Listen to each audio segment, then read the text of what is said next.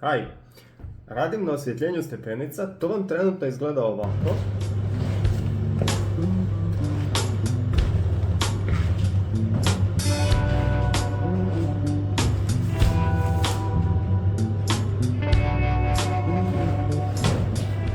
I to vidite izgleda jako lijepo, a ja bih vam danas volio pokazati šta mi je trebalo da dođem do pločice, do kompletno gotovog dijela. Koja je razlika između 12 voltnih ledica i 5 voltnih, jer razlika je velika. Napajanja koja nam trebaju, power injection, to je isto jedna od stvari koje ne smijemo zaboraviti kod takvih projekata. I cjelokupno cijeli projekt da vam pokažem, čisto da vidite šta je meni trebalo za to, koliko mi je trebalo i kako to izgleda. Za početak ovog projekta trebalo nam je naravno breadboard, kontroler, ledice i jasna stvar senzori. To vam je sve izgledalo otprilike ovako. To je bio moj početak. Tu sam krenuo da radim i mislio sam si super, to je za 7 dana gotovo.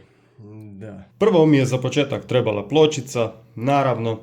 Nju sam radio u Easy EDA, to možete vidjeti ovdje. Tu nam je šema, tu nam je sama pločica gotova i onda možete pogledati u 3D.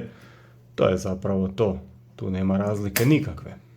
Nakon pločice, tu imamo mozak cijele operacije, ESP32, moji najdraži moduli, čak ovaj D1 mini vrh vrhova. Onda imamo LLS, to je Logic Level Shifter ili Logic Level Converter. On vam služi isključivo za pojačavanje signala prema recimo ledicama.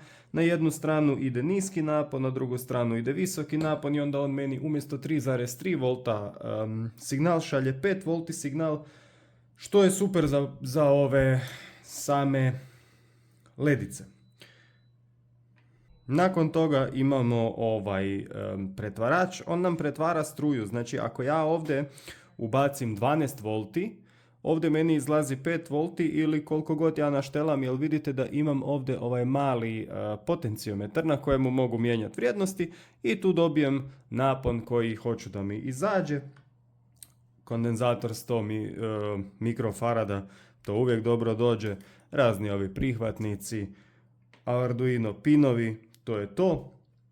I sad vam ja stignem ispričati neke sitnice dok ja ovo sve polemim. U nastavku ću vam pokazati razliku između 5-voltnog sistema i 12-voltnog sistema.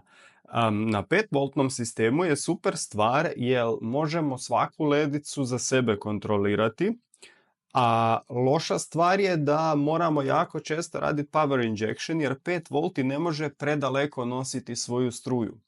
12-voltne ledice, za razliku od njih, tu moramo imati 3 ledice spojene kao jednu, znači između kontrolera i kontrolera idu 3 ledice i možemo kontrolirati samo sve 3 zajedno, znači nije ona lijepa tranzicija recimo efekta kao što je na 5-voltnima, ali je zato puno jednostavnije zbog power injectiona, ne treba biti toliko puno pointova na koje se radi power injection. Power injection znači kad se uzmu kablovi i spoje se od napajanja opet prema ledicama, prema onom dijelu ledica di one dobiju diskoliracija, kako bi se to kod nas reklo, di se počne mijenjati boja na njima. Ako ja stavim da bude svud bijelo, a one su meni nakon, ne znam, 7-8 metara žute, znači da tu moram ubaciti 2 točke, na te 2 točke moram dovesti ponovo napon i onda opet one imaju 6-7 metara bez problema rade dalje. Što se samih ledica tiče, ja ovdje imam 2812B Eco ledice, to su ove 5 volti koje ćete vidjeti. I nakon toga imam 2811 na 12 volti ledice, imam 2811 Cob. To su one najljepše, prekrasne ledice jer ih ima jako, jako puno u jednome metru. Problem je, mora se kontrolirati isto nekih 7-8 cm u komadu zbog toga jer su 12 voltne. A prednost je da već imaju svoj difuzor i da izgledaju najljepše od svih, tako da svakome prema njegovoj potrebi. Sad kad je to gotovo, sad moramo staviti gore kompletni softver, to je ovaj moj tu. Ja sam ga radio kompletnoga To je trajalo jako dugo, to je trajalo oko 2,5 mjeseca. Prvo zato jer ja možda nisam najstručniji u tome, a drugo jednostavno dok je došla ideja, kad je sve to došlo, potrajalo je to. Znači za početak mu moramo uploadati dole kompletni frontend, to ide putem file fs-a, dugo mi je to za objašnjavati, neću sad u ovom videu definitivno. I onda nakon toga moramo mu gore ubaciti kompletni sketch takozvani, to je program. I kad je to gotovo, ovo je kompletno spremno za uporabu kad god, di god. Sad ću vam pokazati kako sve ide dalje. To je sad gotovo isprogramirano. Ja sam za to napravio jedno malo kućište. Relativno lijepo izgleda. I to bi na kraju bilo ovako. Super. A jedna od bitnijih stvari je kad imamo ovakav sistem. Tu sam uradio da može se spojiti uzemljenje, tako da gubim šumove unutar tog cijelog smetnje u signalu da mogu izgubiti putem ovoga.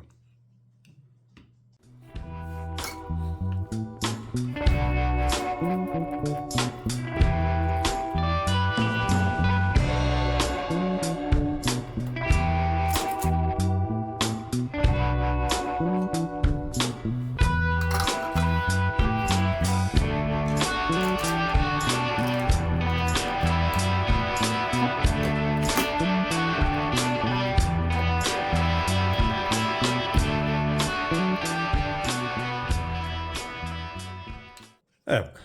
Meni je bitno da nema kratkih spojeva i da je koliko toliko zaštićeno. Da se dalo ljepše napraviti, sigurno se dalo, ali... E sad, potrebno nam je napajanje. Ja ovdje imam napajanje od 50 W, što znači 5 V, 10 ampera. To je tu vrlo jednostavno. I sad moramo gore staviti ovo. To ćemo napraviti tako. Malo alkohola. Obrisat.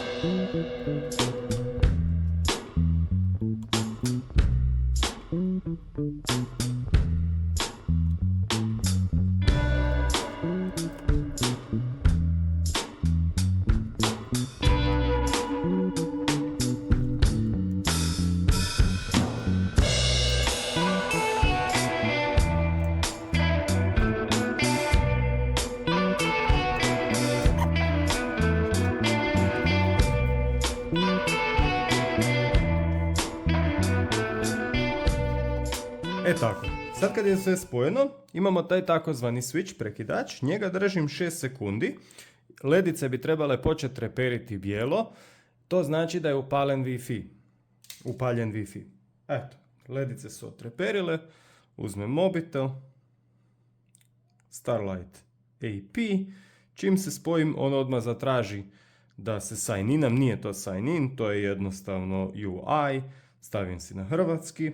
I sad imamo redom.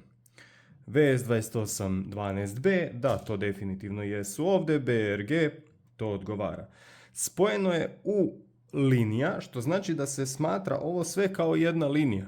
Ako ja sad uzmem maksimalan broj ledica, to je 150, i samo njih postavim kao spremljene postavke, sad se redom pale sve od zadnje prema prvoj, ovo je stražnji senzor, a ovo je prednji senzor.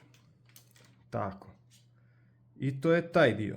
Sad ja u ovome izborniku imam puno više od samo linije. Ja mogu staviti da je on step, doduše stepenica, i sad stavimo broj stepenica. Recimo da standardne stepenice ih ima oko 16. Broj ledica ovdje ima 30 komada u metru.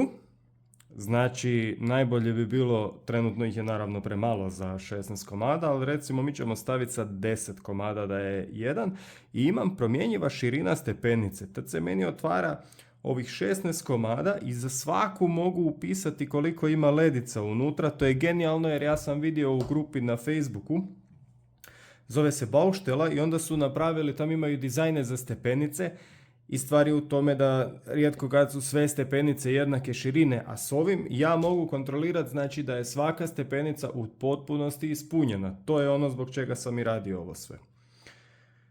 Sad recimo da to stavimo, onda nas pita da li kreće od sredine, to znači da ide od sredine pa na obodva smjera prema van ili od ruba, da li sve odjednom ili sekvenca. Stavit ćemo sekvenca. Sad bi trebala ova traka se paliti u sekvenciji jedna po jedna i sad je brzina upitna. Sad ćemo staviti da ide vrlo, vrlo sporo, znači svakih pola sekunde se trebaju upaliti dvije. Kad je to spojeno, ako ja sad pogledam senzor, znači ovo je prva stepenica, ovo je druga stepenica, treća stepenica, imamo ih sve ukupno 16, trajat će ovo sad dok ne dođe do kraja, to ja opet mogu overrideati sa svojim switchom, upaljeno sve, ugašeno sve. I dobro, on nastavlja, nije mu bilo dosta. Ponovo se vratimo u postavke. Znači ovih 550 je stvarno previše, tu ćemo staviti nekih 200 milisekundi, postavke spremljene. Sad ako ugasimo ovo, tako, sad ledice idu puno brže, još one završavaju prijašnju radnju, sad će se ugasiti sve, tako, i to je to.